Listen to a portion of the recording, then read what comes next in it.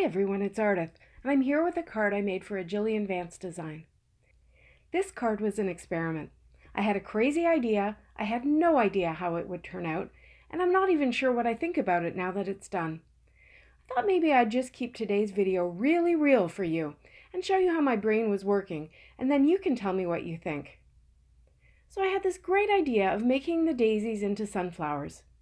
I told you last week that I would probably put the daisies away soon for the winter, but then I thought, hey, what if I colored them yellow, layered them up, and used bigger centers? I started by cutting the Dancing Daisies cover plate and removing the excess bits.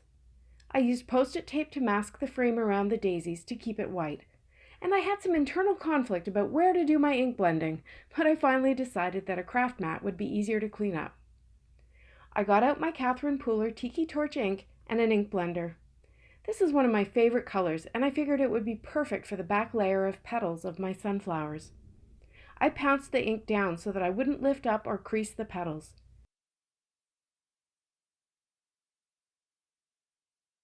I finished that off, removed the tape, and moved it aside for my next step.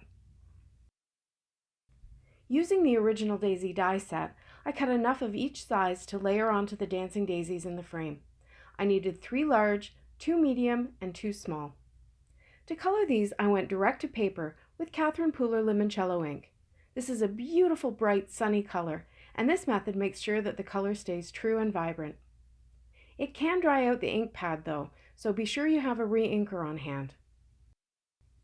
Then I cut circles for my sunflower centers, and I blended 2 colors of brown onto them. Sandcastle is one of the newest Catherine Pooler ink colors, and I put it all over, and then I put some icing on the cake along one edge to create some dimension. I went back with the Sandcastle to smooth out the blend a bit better. Next, I created a background by smooshing 3 Catherine Pooler inks onto my craft mat. I used Lime Rickey, Aquatini, and Something Borrowed. I spritzed the craft mat, and then I put my background panel into the inks, moving it a bit to get some blending going. I love how bright these blues and greens turned out. I dried the panel and then I trimmed it down so that it would fit behind the frame. Then I started to assemble everything. I glued the dancing daisies to the background panel, and then I added the yellow daisies on top, turning them so that all the petals would be visible. I glued them directly to the flowers underneath. Next, I added the flower centers, using some foam tape to pop them up and making sure that the darker edge of each flower was on the bottom left. I knew that the petals would overhang the frame, and I had planned to trim them so that they would be flush with the edges, but then I really didn't like that only the yellow petals went to the edges and there were no orange petals showing in between. So at this point I decided to trim the panel so that the white frame was completely cut off. This is one of those things that would have worked out so much better if it had been what I had planned. Trimming a panel that has so many layers and foam tape on it is no easy task, and I ended up with a couple of rough spots, which I did my best to smooth out. Since there were so many flowers and so many vibrant colors going on, I decided not to add a sentiment and leave quite a large white border around my panel.